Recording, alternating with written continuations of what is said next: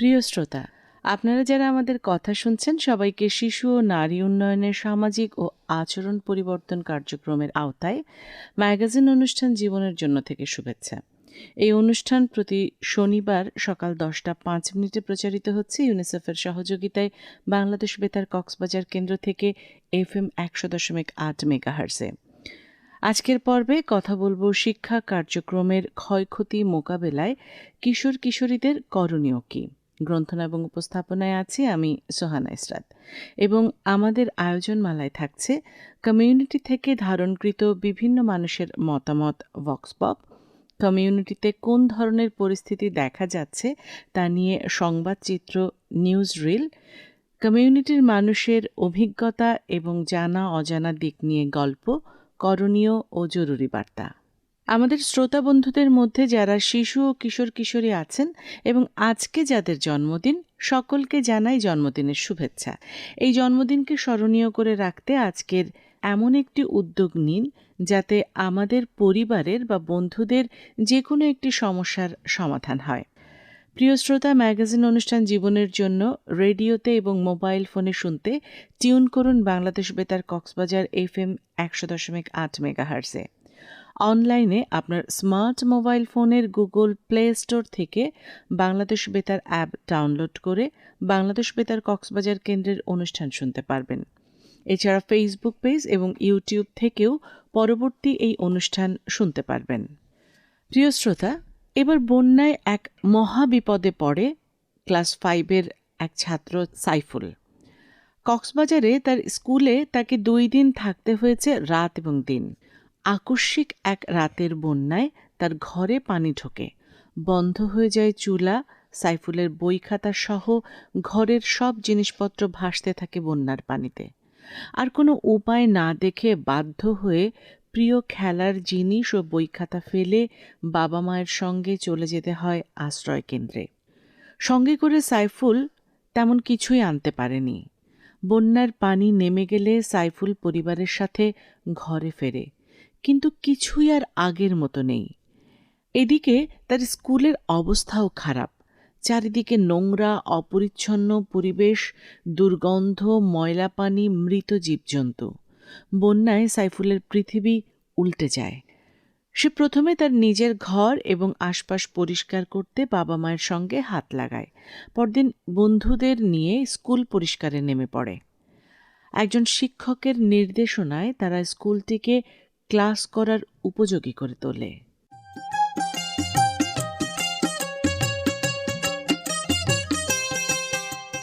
প্রিয় শ্রোতা, শিশু, কিশোর কিশোরী এবং নারীদের নিয়ে আমাদের সামাজিক, পারিবারিক, এমনকি ব্যক্তিগত জীবনেও রয়ে গিয়েছে এমন ধরনের কিছু অভ্যাস বা প্রথা যার পরিবর্তনে আমাদের প্রচেষ্টা চলছে অবিরাম। সুপ্রিয় শ্রোতা, এই পরিবর্তনের লক্ষ্যে আপনাদের কাছে সেই জানা অজানা কথাগুলোই বলার জন্য প্রচারিত হচ্ছে শিশু ও নারী উন্নয়নে ম্যাগাজিন অনুষ্ঠান জীবনের জন্য। প্রিয় শ্রোতা, এবার স্মরণকালের ভয়াবহ বন্যা দেখেছে কক্সবাজারবাসী, যার বিরূপ প্রভাব পড়েছে কিশোর কিশোরীদের পড়াশোনার উপর। বন্যা কবলিত এলাকায় অনেক স্কুলকে আশ্রয় কেন্দ্র বানানো হয়। বন্যার পানিতে ক্ষয়ক্ষতি হয়েছে অনেক স্কুল, নষ্ট হয়েছে আসবাব। এখনও একাডেমিক কার্যক্রম শুরু করা যাচ্ছে না অনেক স্কুলেই। বন্যায় শুধু কক্সবাজার জেলায় ক্ষতিগ্রস্ত হয়েছে 236টি শিক্ষা প্রতিষ্ঠান। অনেক শিক্ষার্থীর বই খাতা বন্যার পানিতে নষ্ট হয়ে গিয়েছে। পানি কমে গেলেও সব স্কুল খুলতে পারছে না। বন্যায় অসুস্থ হয়ে অনেক শিক্ষার্থী লেখাপড়া করতে পারছে না। এমন পরিস্থিতিতে শিক্ষা খাতের এমন ক্ষতি পুষিয়ে নিতে কিশোর কিশোরীরা কি করতে পারে তা নিয়ে শুনব কমিউনিটি থেকে ধারণ করা বিভিন্ন মানুষের মতামত ভক্স পপ। ভক্স পপটি ধারণ করেছেন রোজিনা আক্তার রোজি। এখন যে বন্যা এবং প্লাবন সৃষ্টি হয়েছে, বর্ষাকালে এটি আমাদের দেশে একটি স্বাভাবিক ঘটনা। প্রতি বছরই এটি হয়ে থাকে। এবছর বর্ষণজনিত কারণে যে প্লাবন বা বন্যা সৃষ্টি হয়েছে, তার কারণে শিক্ষা কার্যক্রমের কি কি ক্ষয়ক্ষতি হয়েছে এবং তা মোকাবিলায় কিশোর কিশোরীদের কি করণীয়, এ বিষয়ে আজ আমরা কয়েকজনের সাথে কথা বলেছি এবং জানবো এ বিষয়ে তাদের মতামত। প্রথমে একজন শিক্ষকের কাছ থেকে জানতে চাচ্ছি, আকস্মিক বন্যায় বা অধিক বৃষ্টিপাতের জন্য শিক্ষা কার্যক্রমের কি কি ক্ষয়ক্ষতি হয়েছে এবং স্কুল খোলার পর শিক্ষার্থীদের কোনো সমস্যা হচ্ছে কিনা? আমি একটি মাধ্যমিক বিদ্যালয়ের শিক্ষক। তো আকস্মিক বন্যা এবং অতিবৃষ্টির কারণে আমাদের বিদ্যালয়ের চতুর্পাশে জলাবদ্ধতার সৃষ্টি হয়েছে। যার ধরুন জলাবদ্ধতার সৃষ্টি হওয়ার কারণে মশা এবং বিভিন্ন পোকামাকড় উপদ্রব বৃদ্ধি পেয়েছে, যা তাদের বিভিন্ন রোগ ব্যাধি সৃষ্টি হওয়ার মতো আশঙ্কা রয়েছে, বিশেষ করে ডেঙ্গু। তবে আমরা চেষ্টা করছি এই সমস্যাগুলো কাটিয়ে উঠতে। কথা বলছি একজন কিশোর শিক্ষার্থীর সাথে। জানতে চাচ্ছি, যখন অধিক বৃষ্টিপাতের জন্য স্কুল বন্ধ হয়ে যায় তখন বাড়িতে তারা কিভাবে পড়ালেখা করে আর কোনো সমস্যা হলে তারা কিভাবে সমাধান করে? বেশি বৃষ্টির সময় যখন আমাদের স্কুল বন্ধ ছিল, তখন আমরা স্যাররা যে হোমওয়ার্ক দিয়েছিল সেগুলো করেছি আর স্যারদের সঙ্গে যোগাযোগ রেখেছি। বাসায় ঠিকভাবে রুটিন মতো লেখাপড়া করেছি। স্কুলে আমরা যেভাবে প্রতিদিন লেখাপড়া করতাম সেভাবে লেখাপড়া করেছি বাসায়। আমরা এভাবে চেষ্টা করেছি যেভাবে আমাদের প্রতিদিনের লেখাপড়াটা নষ্ট না হয়। আমি দশম শ্রেণীর একজন শিক্ষার্থী। আমি মনে করি রেডিওতে যদি আরো মেয়েদের অধিকার নিয়ে আরো যদি অনুষ্ঠান প্রচার করা হয় বা বাল্যবিবাহ নিয়ে যদি আরো সচেতন করা হয় তাহলে মেয়েরা অনেক বেশি উপকৃত হবে। আর আর এসব অনুষ্ঠানের মাধ্যমে আমাদের শিক্ষা কার্যক্রমেও একটি ভালো ফলাফল আসবে। দুর্যোগকালীন বন্ধর সময় শিশুরা যেন বাড়িতে ঠিকভাবে লেখাপড়া করতে পারে এ ব্যাপারে অভিভাবকরা কি ভাবছেন? কথা বলছি একজন অভিভাবকের সাথে। আমি একজন অভিভাবক হিসেবে বলছি, দুর্যোগকালীন সময়ে বিশেষত অতিবৃষ্টি, বন্যা, জলোচ্ছ্বাস এই সময়টাতে আমাদের শিক্ষা প্রতিষ্ঠান বন্ধ হয়ে যায় এবং সেই শিক্ষা প্রতিষ্ঠান বন্ধ হওয়ার ফলে আমাদের শিশু কিশোরদের শিক্ষার্থীদের একটা লেখাপড়া থেকে বিচ্যুতি হওয়ার প্রবণতা দেখা যায়। ঠিক এই সময়ে আমরা যারা অভিভাবক তাদের উচিত যারা বাড়িতে থাকেন তারা যাতে লেখাপড়ার কোনো বিঘ্ন না ঘটে এবং সেই সময়ে যাতে তারা তাদের লেখাপড়া ঠিক মতো চালিয়ে যায় এই ব্যাপারে ঘরের বিশেষত যারা মা বাবা অভিভাবক বড় ভাই বোন আছেন তাদের সতর্ক দৃষ্টি রাখা উচিত, যাতে করে পরবর্তীতে তারা দুর্যোগ চলে গেলে যখন শিক্ষা প্রতিষ্ঠান খুলবে সেইখানে গিয়ে আগের মতোই উচ্ছ্বাস উদ্দীপনা নিয়ে তারা লেখাপড়া করতে পারে, তারা শিক্ষা গ্রহণ করতে পারে, পাঠদানে যাতে তারা পিছিয়ে না পড়ে এই ব্যাপারে সতর্ক দৃষ্টি রাখা অভিভাবকদের অত্যন্ত জরুরি বলে আমি মনে করি। নাইলে শিক্ষা দীক্ষায় আমাদের সন্তানরা, আমাদের শিশু কিশোররা, আমাদের শিক্ষার্থীরা অনেকাংশে পিছিয়ে পড়বে। একজন মা অভিভাবক তিনি জানাচ্ছেন যে বাড়িতে তিনি তার সন্তানদেরকে এই বেতারের অনুষ্ঠান শোনার ব্যাপারে কতটা উৎসাহিত করবেন। আমি একজন গৃহিণী, আর সবচেয়ে বড় পরিচয় হচ্ছে আমি একজন মা। আমি নিজেও বেতার থেকে যে সমস্ত অনুষ্ঠানগুলো সম্প্রচার করা হয় সেগুলো শুনি এবং আমি আমার সন্তানদেরকে উৎসাহিত করি অনুষ্ঠানগুলো শোনার জন্য, কারণ এই অনুষ্ঠানগুলোর মাধ্যমে অনেকগুলো শিক্ষণীয় ব্যাপার থাকে, শেখার অনেক কিছুই থাকে। যেমন আমি শুনি, আমি আমার সন্তানদেরকেও সবটুকু দিয়েই উৎসাহিত করি যাতে ওরা এই অনুষ্ঠানগুলো শুনে আর উৎসাহিত হয়। আমরা নিজেরা যেমন এখান থেকে অনেক কিছুই শিখতে পারি, তারাও এখান থেকে অনেক কিছুই শিখতে পারবে। আমি এটার জন্য আমার সন্তানদেরকে বেতারের অনুষ্ঠানগুলো শোনার জন্য উৎসাহিত করব। ধন্যবাদ। জানতে চাচ্ছি একজন শিক্ষিকার কাছ থেকে তিনি কি ভাবছেন যে এ বিষয়ে। ধন্যবাদ আপা। আমি একজন মাধ্যমিক বিদ্যালয়ের শিক্ষিকা। আসলে করোনার সময় আমরা অনেক সরাসরি ক্লাস পেয়েছিলাম এবং ছাত্র ছাত্রীরাও ভালোভাবে অংশগ্রহণ করেছে, কিন্তু এখন আমি মনে করি যে ক্লাসের সাথে সাথে যদি আপনারা এই অনুষ্ঠানগুলি সম্প্রচার করেন, ছাত্ররা যদি সরাসরি প্রশ্ন উত্তর পর্বে যদি সংযুক্ত হয় তাহলে পাঠ্যক্রমও আরও অনেক অনেক উন্নতি হবে এবং বাচ্চারা অনেক কিছু শিখবে। প্রিয় শ্রোতা, আপনারা এতক্ষণ ভক্স পপটি শুনলেন। এখন আলোচনা ও মতামত বিনিময়ের জন্য স্টুডিওতে অতিথি হিসেবে উপস্থিত আছেন মোহাম্মদ নাসির উদ্দিন, জেলা শিক্ষা অফিসার, কক্সবাজার। স্যার, আমাদের স্টুডিওতে উপস্থিত হওয়ার জন্য আপনাকে অসংখ্য ধন্যবাদ এবং স্বাগত জানাচ্ছি আমাদের এই অনুষ্ঠানে অংশগ্রহণ করবার জন্য। ধন্যবাদ। বন্যার সময় অনেক স্কুল পরিণত হয় আশ্রয় কেন্দ্রে, আবার বন্যার পানিতে বন্ধ হয়ে যায় কিছু স্কুল, যার ফলে বন্যার বিরূপ প্রভাবটা পড়ে কিশোর কিশোরীদের শিক্ষা খাতে। বন্যা শেষ হলেও এর রেশ থেকে যায়। অনেক স্কুলে ক্লাস করার পরিবেশ থাকে না, নষ্ট হয়ে যায় চেয়ার টেবিল বেঞ্চ সহ স্কুলের অনেক মূল্যবান জিনিস। এই ক্ষতগুলো কাটিয়ে উঠতেও সময় লেগে যায় অনেক দিন। এখন আমাদের অতিথির কাছে জানতে চাই, পাহাড় ধস ও আকস্মিক বন্যায় অনেক স্কুল বন্ধ হয়ে গিয়েছিল। স্কুল আবার খুললেও ক্লাস করা ঝুঁকিপূর্ণ। এমন পরিস্থিতিতে ভবিষ্যতে স্কুল বন্ধ হয়ে গেলেও কিভাবে শিক্ষা কার্যক্রম চালু রাখা যায়? ধন্যবাদ আপনাকে। আসলে প্রাকৃতিক দুর্যোগ প্রবণ বাংলাদেশ, আর কক্সবাজার তো বটেই। তবে এবারের বন্যা অতীতের সমস্ত রেকর্ড ছাড়িয়ে গেছে। এবার মানুষের দুর্গতিরও কোনো শেষ ছিল না। বিশেষ করে শিক্ষার্থীদের শিক্ষা কার্যক্রম চরমভাবে ব্যাহত হয়েছে। এই অবস্থায় পাহাড় ধস ও আকস্মিক বন্যায় অনেক স্কুল বন্ধ হয়ে গিয়েছিল, আবার খুললেও ক্লাস করা সত্যিই ঝুঁকিপূর্ণ। এমন পরিস্থিতিতে ভবিষ্যতে স্কুল বন্ধ হয়ে গেলেও শিক্ষা কার্যক্রম চালু রাখার জন্য আমাদের যেসব কাজ করতে হবে বলে আমি মনে করছি, সেগুলো হচ্ছে আগাম সতর্কতা অবলম্বন করতে হবে আমাদেরকে। যেমন শিক্ষার্থীরা যেন শিক্ষা সামগ্রী নিরাপদে সংরক্ষণ করতে পারে, যাতে তাদের ঘরে যদি বন্যার জল ওঠে বা ঘরবাড়ি ক্ষতিগ্রস্ত হয়, তাতেও যেন তাদের শিক্ষা সামগ্রী সুরক্ষিত থাকে। আবার সাথে সাথে শিক্ষা প্রতিষ্ঠানগুলো একই কাজ করতে পারেন। এবার এমন দেখা গেছে অনেক শিক্ষা প্রতিষ্ঠানে বিভিন্ন শিক্ষা সামগ্রী বন্যার জলে নষ্ট হয়ে গেছে। সুতরাং তাদেরকেও এই সতর্কতা অবলম্বন করতে হবে, যাতে আগেভাগেই এগুলো সুরক্ষিত স্থানে সংরক্ষণ করা যায়। এরপরে শিক্ষকরা শিক্ষার্থীদেরকে যখন পূর্বাভাস সময়ে বন্যার প্রারম্ভিক সময়ে শিক্ষার্থীদেরকে তারা বিভিন্ন পরামর্শ দিবেন, কিভাবে তারা এই বন্যাকালীন সময়ে নিজেকে সুরক্ষিত রাখবে, আবার তারা কিভাবে তাদের লেখাপড়ার সামগ্রী সুরক্ষিত রাখবে, এবং সম্ভব হলে সে ঘরে থাকুক কিংবা আশ্রয়কেন্দ্রে থাকুক, সে যেন বই খুলে একটু পড়ার সুযোগ যেন তৈরি করতে পারে, এই পরামর্শ তারা দিতে পারেন। এরপরে অভিভাবকদের সহযোগিতা করতে হবে। শিক্ষিত বা অশিক্ষিত অভিভাবক যে এরকমই হন না কেন, যেহেতু তাদের সন্তানদের ভবিষ্যতের উপরেই তাদের জীবনের সাফল্য নির্ভর করে, সেই কারণে এই শিশুরা যেন সুরক্ষিত থাকে এবং তারা যেন যেখানে যে অবস্থাতে থাকুক একটু বই নিয়ে যেন বসতে পারে, এই ব্যবস্থা, এই সহযোগিতা যেন তারা করেন, এই কাজটা করতে হবে।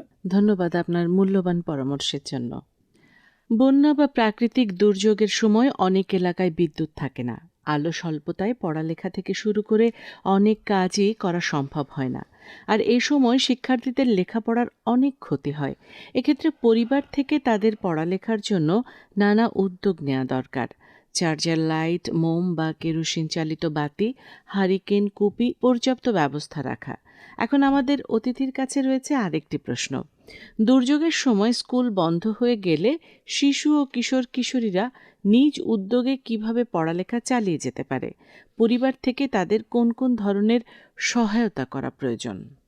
ভালো একটি প্রশ্ন। দুর্যোগের সময় স্কুল কলেজ তো বন্ধ হয়েই যায়। সেই সময় কিশোর কিশোরীরা নিজ দায়িত্বে লেখাপড়া চালিয়ে যেতে পারে যতটুকু সম্ভব। যদি খুব ঝুঁকিপূর্ণ অবস্থায় না থাকে, তাহলে তারা নিজ দায়িত্বে বাসায় কিংবা আশ্রয়স্থলে বই খাতা নিয়ে তারা পড়তে বসবে। যেটুকু সম্ভব পড়াশোনাটা নিয়মিতভাবে চালিয়ে যেতে হবে।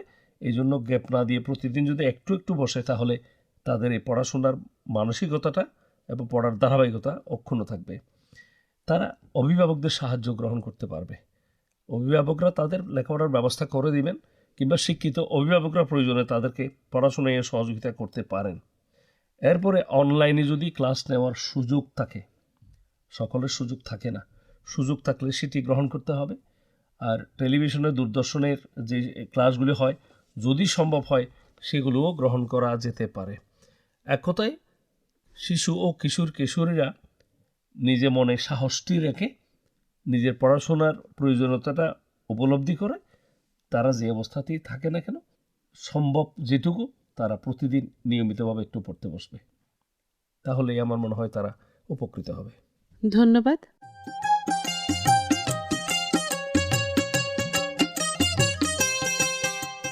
প্রিয় শ্রোতা, কিছুদিন আগেও করোনার সময় অনলাইন বা রেডিও এবং টিভি অনুষ্ঠানের মাধ্যমে দূরশিক্ষণ বা ডিজিটাল লার্নিং পদ্ধতিটি বেশ জনপ্রিয় হয়ে উঠেছিল। কিন্তু বর্তমানের প্রজন্মের কিশোর কিশোরীরা মোবাইল বা অনলাইনে পড়াশোনার চেয়ে ফেসবুক, ইউটিউবেই অনেক বেশি সময় কাটায়। রেডিও এবং টিভি অনুষ্ঠানেও তাদের আগ্রহ কম। তবে দুর্যোগ মুহূর্তে এই পদ্ধতি খুবই কার্যকর। শিক্ষার্থীদের কিভাবে এই ব্যাপারে আগ্রহী করে তোলা যায়? অনলাইন শিক্ষার পদ্ধতিকে কিভাবে শিক্ষার্থীদের কাছে আরও জনপ্রিয় করা যায় জানতে চাইব আমাদের অতিথির কাছে।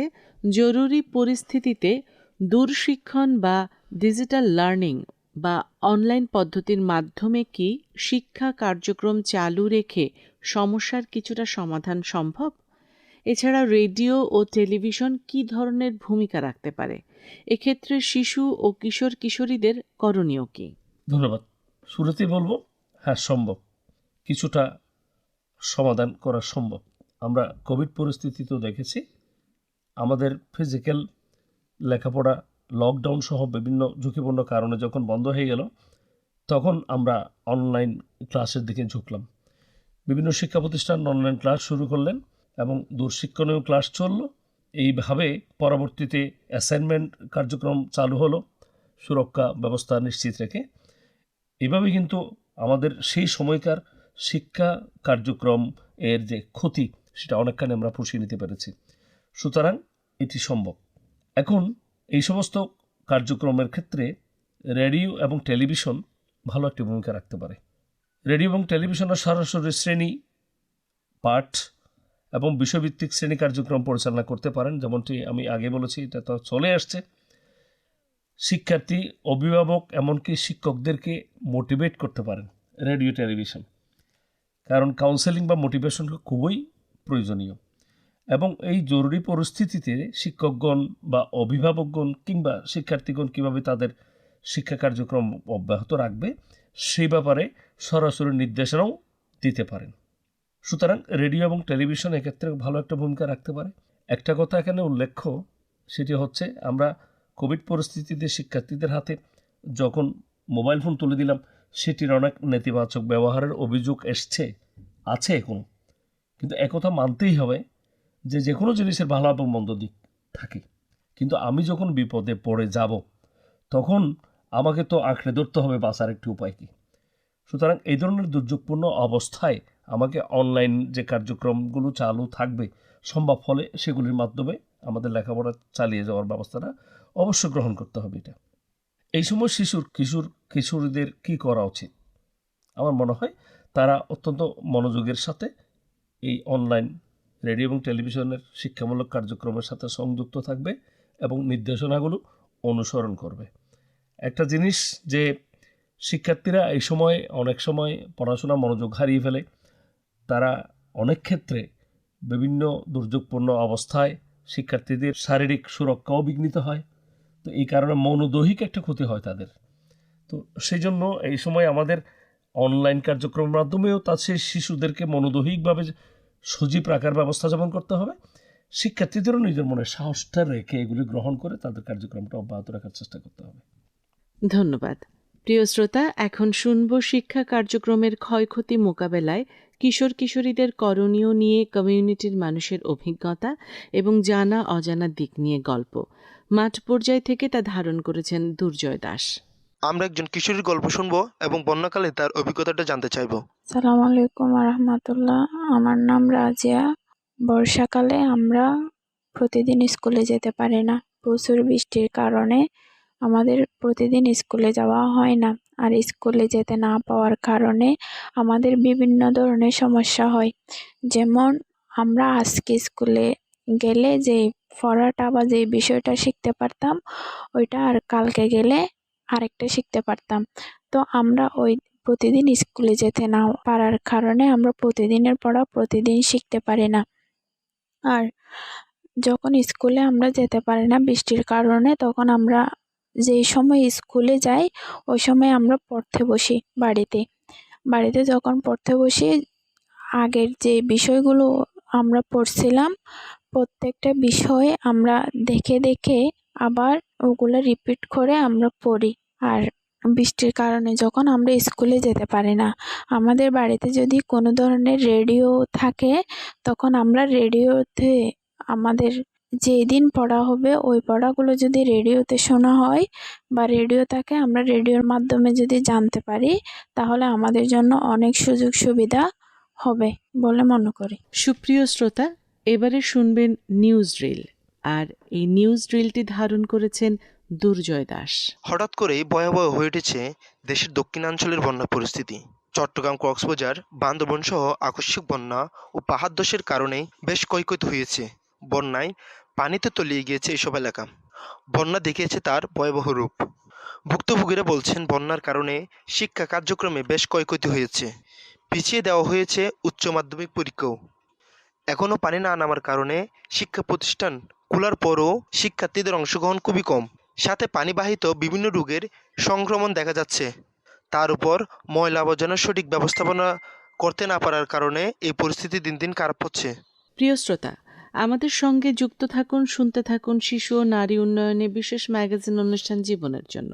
আজকের বিষয় শিক্ষা কার্যক্রমের ক্ষয়ক্ষতি মোকাবেলায় কিশোর কিশোরীদের করণীয় কি। এই অনুষ্ঠান প্রচারিত হচ্ছে ইউনিসেফের সহযোগিতায় বাংলাদেশ বেতার কক্সবাজার কেন্দ্র থেকে FM 100.8 মেগাহার্জে প্রতি শনিবার সকাল 10:05। প্রিয় শ্রোতা, আজকের বিষয় শিক্ষা কার্যক্রমের ক্ষয়ক্ষতি মোকাবেলায় কিশোর কিশোরীদের করণীয় কি, তা নিয়ে শুনব আমাদের স্টুডিওতে উপস্থিত বিশেষজ্ঞের পরামর্শ। মোহাম্মদ নাসির উদ্দিন, জেলা শিক্ষা অফিসার, কক্সবাজার। এমন কোন ধরনের উদ্যোগ নিলে পারিবারিক ও সামাজিক পর্যায়ে পরিবর্তন আনা সম্ভব হবে, সেই বিষয়ে পরামর্শ। ধন্যবাদ। বিষয়টা হচ্ছে পারিবারিক ও সামাজিক পর্যায়ে একটা পরিবর্তন আনাটাই আমাদের উদ্দেশ্য। তাহলে আমরা কি ব্যবস্থা গ্রহণ করতে পারি? আমার যেটি মনে হয় যে আমাদের বর্তমান প্রেক্ষাপটে শিক্ষার্থীদের পড়াশোনার ক্ষেত্রে কাঙ্ক্ষিত একটা অবস্থা নিশ্চিত করতে হলে প্যারেন্টসদেরকে, অর্থাৎ অভিভাবকদেরকে সক্রিয় এবং সঠিক দায়িত্ব পালন করতে হবে। এই জন্য বর্তমানে একটা কনসেপ্ট, এটা খুবই জনপ্রিয়তা লাভ করেছে এবং এটি বেসরকারি পর্যায়ে এটা কার্যক্রম শুরু হয়ে গেছে বিভিন্নভাবে। সরকারি পর্যায়েও এইটার ব্যাপারে চিন্তা করা হচ্ছে। সেটা হচ্ছে প্যারেন্টিং এডুকেশন। অর্থাৎ আমরা এখানে গার্জিয়ানদের সাথে এমনভাবে কাউন্সেলিং করা হবে, তাদেরকে তৈরি করা হবে যাতে গার্জিয়ানরা, অভিভাবকরা ঘরে এবং ঘরের বাইরেও তাদের নিজেদের সন্তানদেরকে সঠিকভাবে শিক্ষাদান গ্রহণ কার্যক্রমে যেন সরাসরি সহযোগিতা করতে পারেন সঠিকভাবে। এই জন্য এই প্যারেন্টিং এডুকেশনটা খুব ইম্পর্ট্যান্ট। আমরা এইটি যদি নিশ্চিত করতে পারি, আমাদের বাংলাদেশে সঠিকভাবে সর্বক্ষেত্রে চালু করতে পারি, তাহলে আমাদের অভিভাবকরা এই তাদের শিশুদেরকে তাদের শিক্ষা কার্যক্রমে সফলভাবে এগিয়ে যাওয়ার ক্ষেত্রে খুব কার্যকর ভূমিকা পালন করতে পারেন। এটা এই জন্যই বলছি, বর্তমান সময়ে আপনারা লক্ষ্য করবেন যে সমস্ত শিশু বা শিক্ষার্থী লেখাপড়ায় অমনোযোগী কিংবা লেখাপড়ার বাইরে তারা বিভিন্ন আনএক্সপেক্টেড, অপ্রত্যাশিত বিভিন্ন কার্যক্রমের সাথে জড়িয়ে পড়ে, তাদের যদি আপনি অবজার্ভ করেন তাদের জীবন, তাহলে দেখবেন তাদের গার্জিয়ানদের, অভিভাবকদের এক্ষেত্রে তাদের দায়িত্ব পালনে বিভিন্ন ত্রুটি বা সীমাবদ্ধতা রয়েছে। সেই জন্য গার্জিয়ানদেরকে যদি সক্রিয় করা যায় তাহলে চমৎকার একটা কাজ হয়। স্যার, আপনাকে অসংখ্য ধন্যবাদ কক্সবাজার বেতার কেন্দ্রের পক্ষ থেকে আমাদের স্টুডিওতে উপস্থিত হয়ে আমাদের শ্রোতাদের উদ্দেশ্যে পরামর্শ এবং কিছু জরুরি কথা বলবার জন্য। ধন্যবাদ আপনাকেও। প্রিয় শ্রোতা, বাংলাদেশ বেতার কক্সবাজার ফেসবুক পেজে অনুষ্ঠান সম্পর্কে সুনির্দিষ্ট মতামত জানাতে পারেন। আর কমিউনিটি পর্যায়ে আমাদের কিশোর কিশোরী শ্রোতা ক্লাবের সদস্যরাও সরাসরি অনুষ্ঠান সম্পর্কে মতামত জানাতে পারবেন। যারা অনুষ্ঠানটি শুনছেন, তথ্য দিয়ে সহায়তা করেছেন, তাদের প্রত্যেককে জানাই আন্তরিক ধন্যবাদ। প্রিয় শ্রোতা, আজকের মতো এখানেই বিদায় নিচ্ছি। সকলের সুস্থতা কামনা করে শেষ করছি আমাদের আজকের পর্ব, শিক্ষা কার্যক্রমের ক্ষয়ক্ষতি মোকাবেলায় কিশোর কিশোরীদের করণীয় নিয়ে ম্যাগাজিন অনুষ্ঠান জীবনের জন্য। প্রচারিত হয়েছে ইউনিসেফের সহযোগিতায় বাংলাদেশ বেতার কক্সবাজার কেন্দ্র থেকে FM 100.8 মেগাহার্জে। পরবর্তী পর্ব নতুন কোনো বিষয়ে প্রতি শনিবার সকাল 10:05 শোনার আমন্ত্রণ রইল।